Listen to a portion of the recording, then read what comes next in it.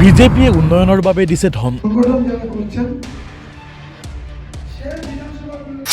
বিৰোধী বিধায়কে ভৰাইছে নিজৰ পকেটত। ভারতীয় জনতা পার্টির সরকার হাত খুলে দিচ্ছে, কিন্তু আমরা নিতে পারছি না। সংগঠন যারা করছেন বেশি প্রার্থীর সঙ্গে দৌড়াদৌড়ি করবেন না, আপনাদেরকে অনুরোধ করবো।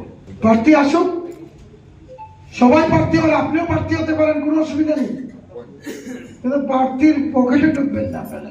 যারা বুথ সভাপতি মন্ডলের কার্যকর্তা, আপনাদেরকে বলবো প্রার্থীর গাড়িতে এসে ধরবেন, তারপরেই মনের মধ্যে একটা ঝগড়া সৃষ্টি হয়ে যাবে।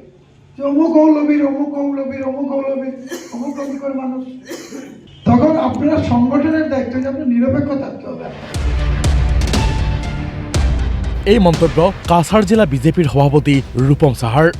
দায়িত্ব গ্ৰহণ কৰিয়ে কাছাৰত দলীয় স্থিতি শক্তিশালী কৰিবলৈ তৎপৰ হৈ পৰিছে ভাৰতীয় জনতা পাৰ্টীৰ নৱনিৰ্বাচিত সভাপতিজন।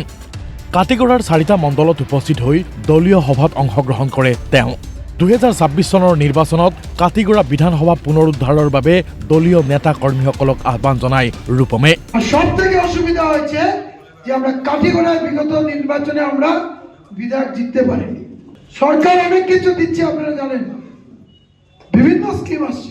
এখানে বিধায়ক না থাকার দরুন অন্য দলের বিধায়ক ওনার বাড়িতে সব নিয়ে চলে যাচ্ছে, সবাই বঞ্চিত হচ্ছেন। পঞ্চায়ত নিৰ্বাচনক লৈ আশাবাদী ৰূপম।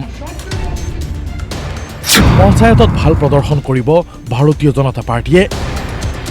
আজি 4খন মণ্ডল মিটিং আছে।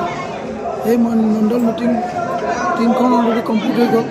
এতিয়া মই বদলপুৰ যাম, কিন্তু মই এটা চাইছোঁ যে গোটেই এৰিয়াত কাটিগড় অঞ্চলত এটা উৎসৱ আছে, আৰু যে উৎসৱটো মানে আগতে পোৱা নাই। মানে এই বছৰ মই দায়িত্ব লৈ, মানে আগতেতো ডিষ্ট্ৰিক্ট প্ৰেচিডেণ্ট বেলেগে আছিলে। 2026 চনৰ বিধানসভা নিৰ্বাচনতো ভাৰতীয় জনতা পাৰ্টীয়ে বৃহৎ ব্যৱধানত জয়ী হ'ব বুলি দাবী কৰিছে বিজেপিৰ নেতাগৰাকীয়ে। কাটিগড়াৰ গোটেই মানুহৰ ভিতৰত এটা উৎসৱ আছে এইবাৰ, আৰু এই উৎসৱটো এনেকুৱা যে আগামী পঞ্চায়ত নিৰ্বাচন এবং বিধানসভাৰ নিৰ্বাচনত যাতে ভাৰতীয় জনতা পাৰ্টীৰ মানে বিপুল জয় হয়, তাৰ দিকে লক্ষ্য ৰাখি মানুহ কাম কৰে। কাটিগড়াৰ পৰা ইমাদুদ্দিন মজুমদাৰ, DY365।